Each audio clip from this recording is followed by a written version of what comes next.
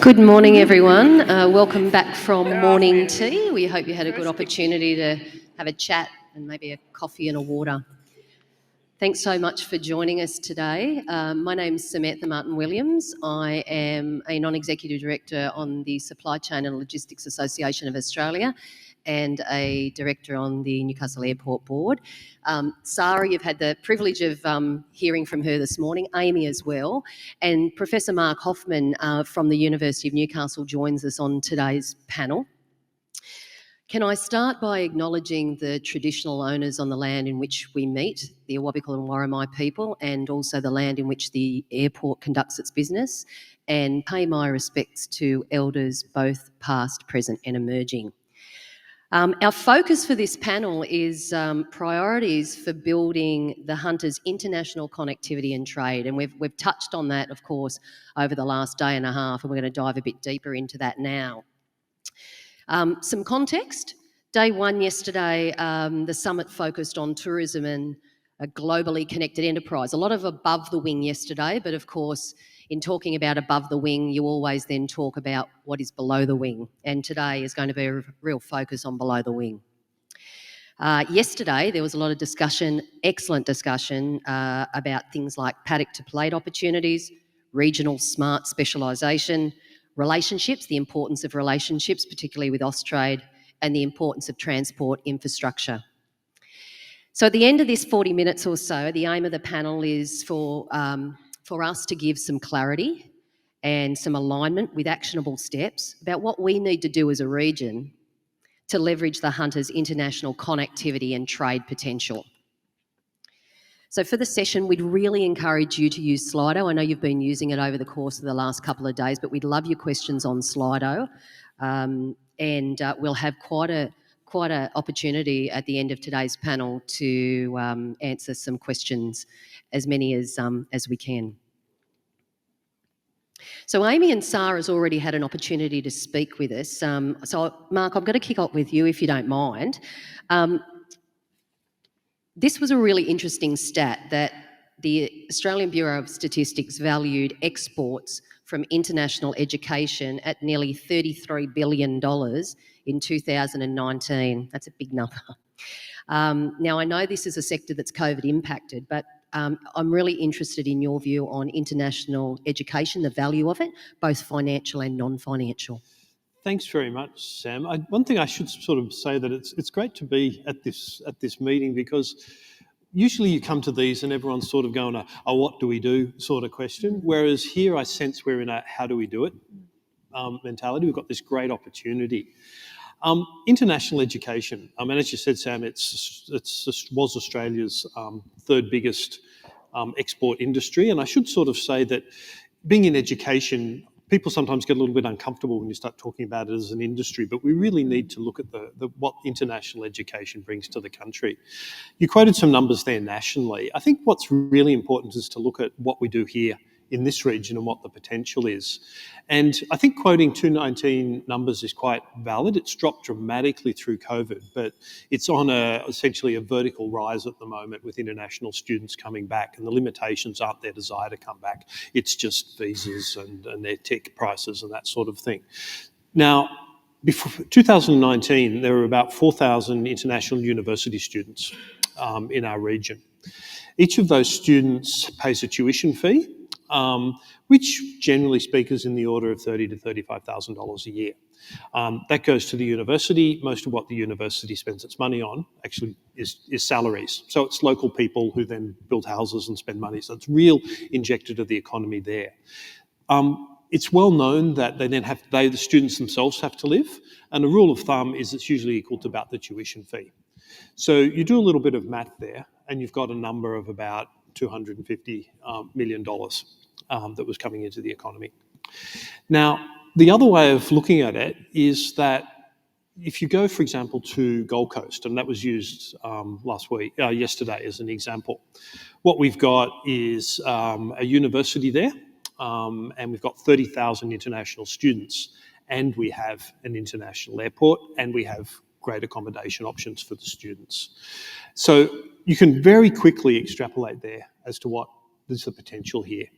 And you then sort of multiply that number and you've got $1 billion industry in terms of money coming directly into the local economy. Now, that's the first part of it. I think it's potential there, and people often they get a bit surprised at these numbers. The other part is actually the workforce. With international students that come to Australia, they, by and large, if they're in areas that we've got a skill shortage, and let's face it, we've got a significant skill shortage at the moment. If they come into areas of skill shortage, they automatically get post-study work rights. In major cities, they get 2 years. In regional centres such as Newcastle, they get 3 years. So what we've ended up with the situation here is that we have people, they will come, they will get a top-class education, and they then join the workforce. They get a local education, they work in the local environment, they can then join the workforce, and they pay for the privilege of doing so. And so it's an amazing opportunity. And the real limitation, students actually choose why they want, when we look at them, they basically, the first thing is the prestige of the university. The second thing is the location. The next thing is work opportunities as to why they choose to come.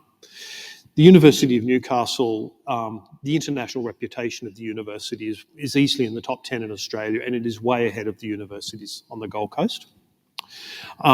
We also have the work opportunities. The only place that we've really been struggling a little bit is sort of the region, and the region is essentially the accessibility. And they want their family to visit. Every international student, or every 5 international students, there will be a visitor comes each year. And that, again, if you look at the numbers, brings so much to the economy.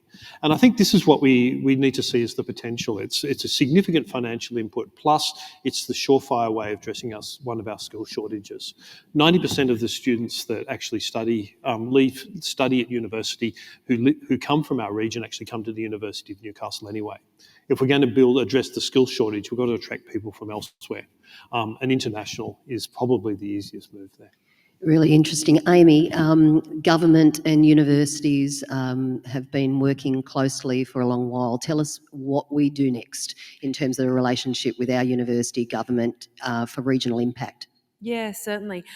So, yes, I think the state government in recent times has really ramped up its engagement with universities. It's like we kind of discovered the possibilities if we engage closer with unis to not only kind of do that groundbreaking research and development, but also to work out how to commercialise it, and also to work out how to work together to make place economic development and, productive and innovative. So, there are plenty of examples where we're actually partnering with uni to co-invest in precincts, for example.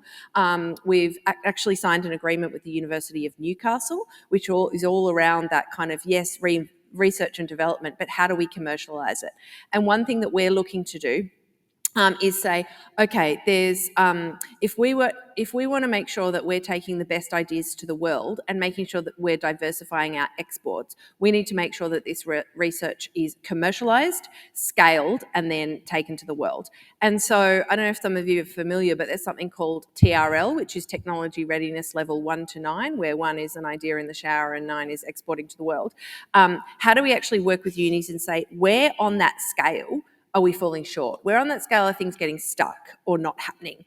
And often it's actually about saying, right, it's that bit, it's TRL 3 and 4. Okay, how do we co-invest in a pilot facility, for example, a common user pilot facility, so that innovators out there who can't afford to invest in this really expensive enabling technology can come and use our co-investment to make sure that they're actually taking their wonderful ideas and making them great and making them ready for commercialisation, scale and export. So it's that kind of, to me, it's more about the innovation ecosystem than just the pure research, and realising that universities are an innovation partner as well as an educator, as well as an exporter, but we can actually work together with industry to create great innovation outcomes for New South Wales. Mark, the uni's a really big place, and I'm a graduate, as many in the audience are probably a graduate of the University of Newcastle, so we're proud alumni. How do we navigate the university? What do you think is the best way for us to make sure that we've got a discussion happening at the right levels with the right people so that we can take these ideas forward? Now, listen, this is a really good point. The university Universities, I suppose, are built on the idea that everyone's got ideas and everybody's going to connect with the community. And then everybody does, and then it's really hard to find an entrance point. The university itself is actually setting up a role specifically engaged with industries. We've just appointed someone actually who will be the primary person engaging with the special activation precinct at the airport. The actual role of it is actually to sort of, this is people such as myself, to connect. And we're creating a role in research, which will be specifically focused at the external engagement. And in my team, we have a team which is specifically focused at external engagement on educational opportunities. I would say go to the website is probably the easiest way to do it. I'm not going to try and misquote web but links just here. good to help us navigate through and ensure that we're talking to the right people and collaborating around next steps. Sara, question for you. Amazing presentation this morning about supply chains. Thanks. In the Newcastle Herald today, there was reference to Jeff Roberts' comments about it was about Western Sydney, and they underestimated freight in Western Sydney, and Newcastle can learn from those Western Sydney decisions. Tell us a little bit about what you think are the top 3 priorities for us to get right in this runway upgrade, so that we don't regret. There's a no regrets decision piece for us looking back.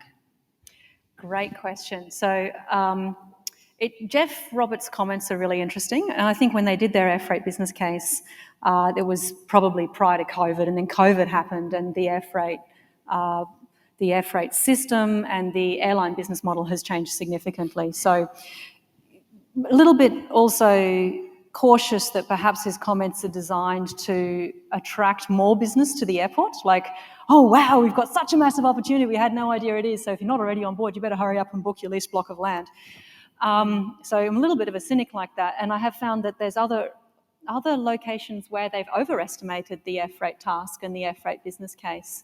But in terms of your actual question about what are the top 3 things, the number 1 top thing for me is that freight forwarder piece, really understanding the role they play and the importance of attracting that part of the supply chain, I think is going to be really vital. Also, though, understanding that your air freight business case is really related to your passenger business case, having the correct passenger economics is going to be really important. But balancing out your freight discussion, we talk about export, export, export, export. We love exports, they're really important, but we need a bi-directional business case on all air services. What can you import? So let's think about the transport economics require things to happen in both directions, and you need to sort of work on both of those. Can I stop at 2? Because I'd say those are my top 2 things. Make sure you've got this freight forwarder industry. They're really important enablers. Your exporters, particularly your new exporters, are going to be reliant upon their expertise around navigating international transport systems. And also you want them on board. You want them understanding that using your airport and your air services is within their own business's best interests. So you need to position this for the freight forwarder community and build out a bi-directional business case. Those are the 2 things. Yeah, it's supply chain optimisation to ensure upstream and downstream minimises constraints is not an easy task, right? Because there's so many, as you had in your presentation, there's so many moving parts. Yeah, but it can be simpler if you look to what drives the commercial decisions of these commercial entities in the chain and align with that. If you're expecting the supply chain to jump on board because you all think it's a good idea and you all love Newcastle, well, that's not going to motivate them. But if you align with their commercial best interests, they'll solve the problems for you. Yeah, great. That's a really important point. Lots of discussion today and yesterday about diversification. And I thought of a really interesting, I thought it was an interesting question anyway. I don't know that the hunter needs to diversify anymore. We've got so much opportunity. There was a lot of discussion yesterday about smart specialisation. What's your thoughts, maybe Amy or Mark, about we actually have to go deeper in the specialisations that we have already? And Amy, you touched a little bit on some of those, medtech, agri, etc., those clean energy areas. Is it really diversification, or is it actually going deeper? I think that's an excellent question. So my economist some years ago in 2018 looked at various regions around New South Wales and prepared what are called regional economic development strategies. And they were all about identifying the natural endowments or naturally competitive aspects of each region and drilling down on them or supercharging them, or whatever phrase we want to use. And so that's actually really helpful, because if you have all these natural endowments in one thing and then you decide you want to be another, well, why? There's actually much greater economic benefit in doing what you're good at, if you understand what I mean. And so, yes, I completely agree with saying what's already here and how do we make it better? And how do we get government involvement to make it better? Like I said, sometimes government's job is to get out the way. But if you're saying to us that, let's just say energy sources diversification is a huge economic opportunity for the region, well, what can government do? And, I definitely covered some of it up there, but, things like the special activation precincts, which very much are around setting up that enabling environment through, planning, swift planning approvals and co-investment in business opportunities. The renewable energy zones are all about connecting things. The hydrogen hub EOI is actually government investing and putting dollars on the table. And then we've got a lot of empowerment through our Going Global programs, regional jobs creation fund, regional recovery package for things like events. So for me, there's so much more of a compelling case for government to get involved and assist, where it's very clear that doing so will enhance and deepen and leverage what's already here. I'm not saying there aren't adjacent economic opportunities, but why don't we already, it's like anything in your life. Let's be strengths-based, focus on what you're good at, and then see how you can add to that so that you're actually playing in that strengths zone. I know we've got a lot of questions. There'd already been a few questions prior to this panel, for this panel. So, Livia, can we go to Slido so we can get through some of these really terrific questions that have popped up yesterday and today for Friday's panel? So, we go from the top. Question for Amy. In your role working across the state, what could the hunter learn from other regions? Maybe some key takeouts? Are people going to throw eggs at me if I talk about Sydney? I won't. Yeah. Thanks. Are we? No, no, Oh, not first at all. I'll tell you why, and then you decide. I'm like, who has eggs in their handbag anyway? What are you actually going to throw? You can't throw an umbrella. You'll get arrested. So masks. That's right. No, well, genuinely, New South Wales has identified particularly Greater Sydney orientated precincts, right? And they include Tech Central in the Eastern City, Westmead Innovation Precinct in the Central City, and the Western Parkland City, which we all know about and Jeff Roberts would have talked about as ad nauseum yesterday. So what I'm thinking is that I can just pick a couple of things that are kind of working in that context. A lot of it, PS, they can learn from you, but we'll get to that. But for example, in Tech Central, we've done what I was referring to before, where we've actually said, what's the innovation ecosystem play here? So we've invested in things like startup hubs and incubators, because I do want Canva, but I also want the next Canva. So actually saying, what's coming, what's the future, what are these jobs that we don't know exist yet? Let's talk to those 21-year-old entrepreneurs who already have 2 unicorns and, see where they're at. So I think that's been done particularly well. The Central River City has focused really a lot on livability, and so making sure that they're getting the parks, the open space, trying to really invigorate that 24-hour economy, making sure there's wonderful, organic, amazing things to do day and night, that it's reflected in arts and culture, sport, all of those things that make us who we are as a society. Because like I said, if I put a bunch of businesses there, it's just a business park. So I think that's really good. And a lot of what they have, you have as well around connectivity and things. I think we were talking at morning tea around Newcastle, for example, has every single mode of connectivity that you can get. So, it's not dissimilar in that way. Then in Western Sydney, there's been a lot of partnering. I think there is a magnet effect of the MOUs of international business saying, okay, we're in. Yes, the detail has to be worked out, but having them put that stake in the ground is actually quite effective. PS, all of those places can learn a lot around how you guys innovate. You're already innovators.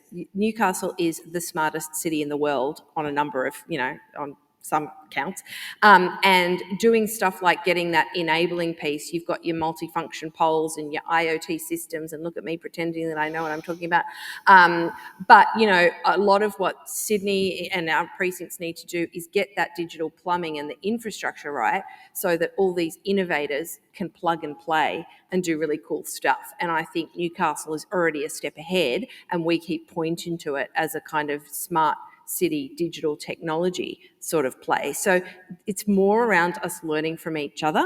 But I thought I'd just touch on the kind of greater Sydney-based precincts for a second. Yeah, great examples. Mark, next question from the audience. Is there a noticeable difference for universities with and without proximate international airports? What's your views? In terms of the international student piece, most definitely. I quoted the example of the Gold Coast. I think that's a classic local example, but if you look globally, you get the same result.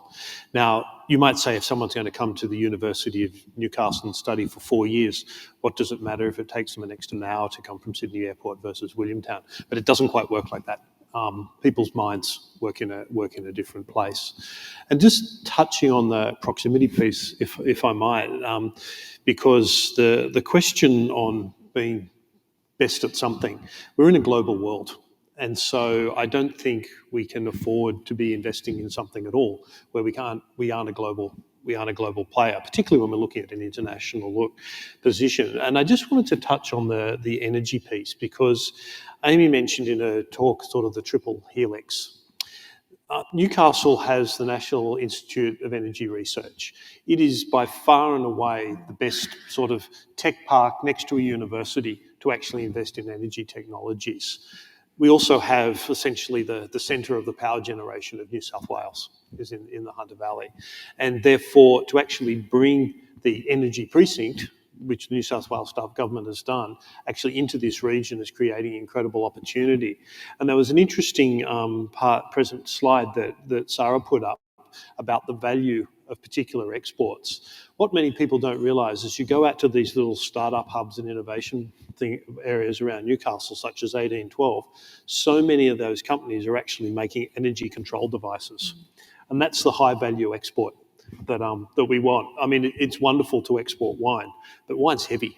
The dollars per bottle is not so great if you get into these technologies. And I think all of this is happening because of the proximity together. And I just really sort of thought that was a really important point to sort of back up what Amy was saying. Yeah, look, it's interesting, the triple helix model, and it's not new to anyone in the Hunter in terms of that collaboration between governments, industry, academia, and then also some type of independence in and around, you know, pulling all of that together. And I know when the Hunter did the smart specialisation work many years ago, you know, that was something that we used as a blueprint for our thinking, and it's something that is regional wide. It's not, you know, Newcastle centric or Lake Macquarie centric or Maitland centric. It was regional wide. So I agree with you. That's a really good blueprint. Can I, Amy? I think we're going back to you. New South Wales investment for Newcastle Airport is a drop in the ocean compared to Western Sydney Airport. For the airport expansion to succeed in the long term, there is much more investment required for transport and infrastructure. Yep. How can the Hunter get a piece of this? That wasn't exactly what was up there, but I just... And take it to our government and they can make some decisions and I will implement them. However, yes, I will comment, and again, just take it in the best spirit that I'm not necessarily an expert in transport infrastructure and the like. But I would say that the Western Sydney airports come at a really good time when there has been a lot of investment in connectivity. And I think that connectivity play in terms of yes, both attracting businesses to be able to locate there, but then also attracting talent to be able to move there, right? And so the question I suppose I would be posing is, what are those additional connectivity plays that government can be making itself on a state government level to make sure that the airport is as connected as possible? Yes, of course, internationally, but also within the region and between itself and other regions. And, you know, I won't make too many comments on things like fast rail, but I think stuff like that can be a game changer in terms of allowing people to make decisions to want to live and work in a place that's different and new and might afford them an even better quality of life than what they have now. So I don't know if that necessarily answers the question, but for me, that connectivity play and how much has been put into that for Greater Western Sydney, that's the kind of thinking that we really need to see to make sure that this opportunity is fully leveraged. Yeah, I mean, they talk about the war for talent, I think, across all sectors at the moment, and it's not sufficient enough for us to say it's a beautiful place to live, the Hunter. Right. We are thinking about innovative ways to make sure that we secure and retain talent. But it's such a big piece, this jobs pipeline, and particularly in and around the precinct in the airport, when there are probably jobs that we haven't even thought of that will be working and living around that space. And can I just comment as well, kind of talent breeds talent. So in a decentralisation play, government set up, I have a big team in Orange who are economists by trade and profession. And it's so interesting that team has got such a reputation that people are moving. 3 people in the last year have relocated from internationally to live in Orange to work in this sort of team. So it's sort of one of those virtuous circles that once you start to attract the talent and you have the, you know, economic enablers and the livability enablers, then it kind of starts a snowball effect and the whole place starts to kind of team with it, if you will. So that's just a bit of an analogy with another region there as well. Yeah, but you're right. You can sort of feel that a little bit in the region now. Sara, what would be the trigger point for a freight forwarder business to set up at Williamtown versus remaining in Sydney? I guess this is the flip side of the question you just posed to Amy. You know, how do we get investment into Newcastle to support this initiative? And some of that's going to be government investment and some of it's going to be industry investment as well. And so from the whole industry investment point of view, and particularly with the freight forwarders, I asked a freight forwarder once what it would take to motivate them to do something, and they told me that they needed a compelling commercial reason. That's pretty businesslike, isn't it? So what's going to trigger investment from a freight forwarder is going to be a compelling commercial reason to do so. They're going to need a business case, and part of that business case is going to be bidirectional cargoes, because they make money off import cargoes as well as export cargoes. However, in the short term, you may struggle to have sufficient volume of cargoes for any one forwarder, and in reality, your exporter and importer community will be using a selection of different forwarders across the whole chain. So they'll already have established relationships with a particular forwarder, and they will still want to use that forwarder because they trust them, and that forwarder is taking care of their logistics solutions right across their business, not just out of Newcastle Airport. So they'll keep that relationship with that forwarder. So the challenge for you is, while you don't have sufficient business opportunity for all of the forwarders to be operating here, how do you facilitate them? And that might be in some type of third-party logistics facility that forwarders can use. And there's, other examples of that around Australia and around the world. But in short, a business case. They're very, very commercial businesses, and they'll need a compelling commercial reason to make an investment. Can we stay with you? Louise has got a question as well. How can we, as local government, enable industry in the region to become trusted traders as exporters? What does that look like? So Trusted Traders is a program underneath the Australian Border Force, and there are other, if you're going to think about facilitating exporters to become trusted traders, you'll also at the same time might as well facilitate them to become non-consigners as well, or at least to learn about that process. And at the same time, why not bring EFIC in, and I think they're called Export Finance Australia now, which is part of Austrade, or the Department of Foreign Affairs and Trade, and they support exporters with the finance that allows them to fund their working capital as an export business. So really, I'd bring them together in a room, ask people from ABF who represent the Trusted Trader program. ABF have particular people to do this outreach work. So they'll come and they'll have a session for you and explain what it is and how to do it. And Transport Security will probably do the same thing. I'm sure you could convince them to come along.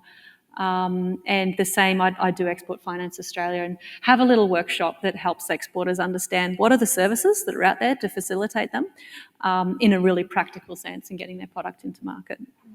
Yeah, really practical, actionable steps. Thank you. Mark, what is the role of the university? We touched on Triple Helix just a moment ago, but what's the role of the university in the Triple Helix to build opportunities for the region? There's certainly the skills piece. There's no doubt about that. Because if we need a workforce, it's got to be trained, and if people, where they get the training, they're more likely to stay. The second bit is obviously the technology development. Amy spoke about the sort of technology readiness levels, and what was your TR1 was sort of a thought in the shower. That's TRL 0. It's TRL 0. So what happens is a researcher has an idea in the shower in the morning, and it's TRL 0, and then they come into the university and it becomes TRL 1 through the course of the day. We've all got a visual of that. Yeah. We should. Are you going to pitch that to like your investment committee or something? Yes, I think we should study the attrition rate, like how many TRO ones are there to TRO 2s. Yeah, 1 in a million. Yeah. Well, invest in good showers. Is the way. I'm so sorry. Look what I've done. But what happens is that the technology, great technologies start in laboratories. I mean, you think of Tetra Pak, it started in a laboratory. Bluetooth started in a laboratory. And this was sort of 2 or 3 people working in a place that you would probably never even look like it was going to be world leading. And then what happens is along the way, things become sort of, someone sees, there might be an idea of this to happen. And that tends to happen because there's an interaction between someone who manufactures something and somebody who sort of sees that gadget as a business opportunity. Now, there's a real challenge, not just in this country, in every country, getting that step to happen. Every country uses government investment to do that. People sort of say it doesn't happen in the US. The US defence system funds it in the US. It doesn't happen in Israel. In Israel, it's the defence system. In Europe, there's these huge industry investments. So that's where the government comes in. So the government tends to be funding the really fundamental piece and the transition. And that's effectively the triple helix, because you've got the industry's got the idea, the government puts some money in to actually make it to the next stage where it becomes commercialisable, and then it goes to industry, and then it gets sold, and then it becomes successful. And it's a well-trodden model. And the trick is to essentially just find the right amount to put in each place, and also to do it consistently, because then you breed a culture. Because those countries that I quoted, it's not that they have a scheme which runs for 2 or 3 years. They've had schemes which have run for 40 years to actually do that. And it's effectively that piece. And I just don't want people to underestimate. Technologies don't start. Very rarely start in industry-based research, particularly in this country. They start in universities. But the trick is to get it out of the university and into something where somebody's going to pay for it, or better still, manufacture it and put it on a plane and take it overseas. Nice. We've got time for a couple more questions. Amy, how can Investment New South Wales help Newcastle Airport establish the necessary infrastructure to facilitate freight movement? That's a hard one. Do you want me to take whoever it? the anonymous... I've got some ideas for you. You kick off. Yeah, Okay. I'm in listening mode. So they need about $10 million. You could have said 100, I'd be nonetheless. Sorry. Okay. I undershot that a little bit. But Where are the people from the airport? Could someone come up and get Amy to write that all right, down? go on. No, okay. I think what needs to happen is how can you help necessary infrastructure? What do we need to do? What do you need to do? First of all, you need to understand what are the gaps in the supply chain. Yep. So let's have a look at the supply chain. What's existing? What are the gaps? What's essential now? Looking at the Western Sydney thing about underestimating the freight case, let's think modularly about what you need in the future. Let's have a plan for this. Yeah. And let's build this and modulise it up. So, let's create a plan that looks like something like that. The necessary infrastructure is going to include licensed freight forwarder / cargo terminal facilities. There may not be a business case at this point for private investment in that, or for, other organisations, perhaps there'll be a role for government co-investment in that in an early phase.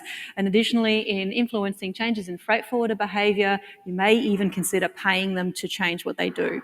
Give them, like, it's a bit out there, but if they were to receive a subsidy for actually doing something different, you might actually influence their behaviour, and that could drive success, commercial success for the air services. So I don't know if that's been done before that I can speak about, but I think it might work.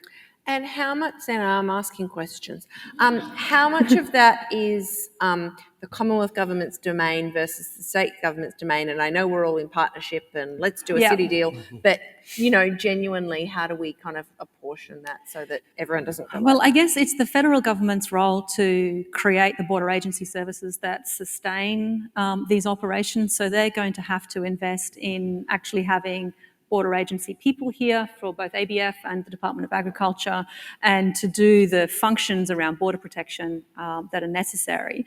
And they may have to have offices. They've probably already got them here because there's a port here.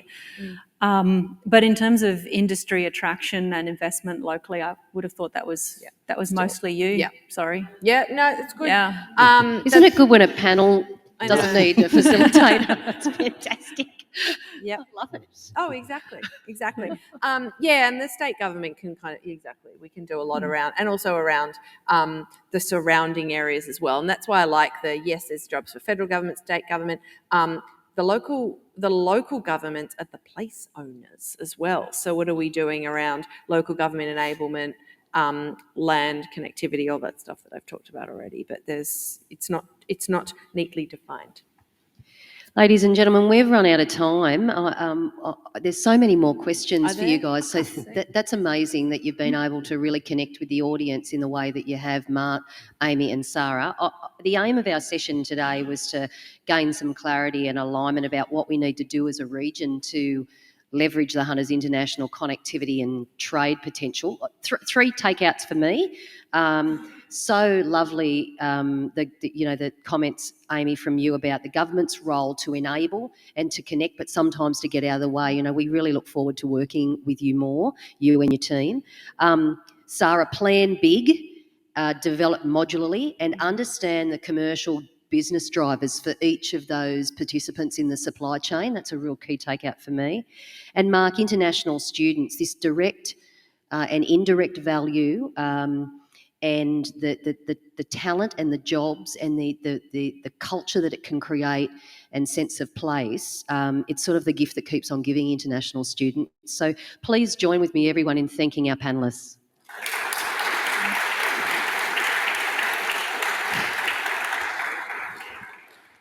We're going? Cool. Thanks, We everyone. are. Thank you.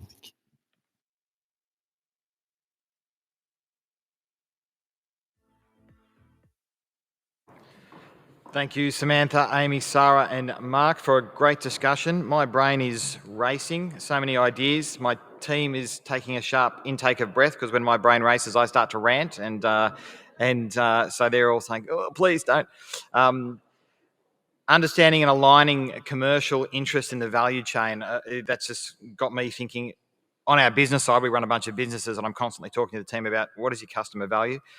So that's going to be essential into how we move forward. The role of specialisation was a great call out. The narrative to government, we are strong in these areas, help us be stronger, that enablement piece. Got me thinking about things where we understand things as a region really well, the energy value chain, the hardware-oriented, CapEx-intensive value chain in a number of sectors. It's stuff that we do really well. And then there was a little call out to sort of fast rail there, and I kind of went fast rail, faster rail, very fast rail, tick, tick, tick. Let's start, let's go very fast rail, but start with just fast rail, let's start modular.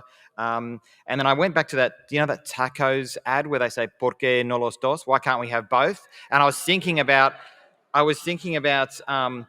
local connectivity and global connectivity and then interregional connectivity. And I was like, well, we need to do both, right?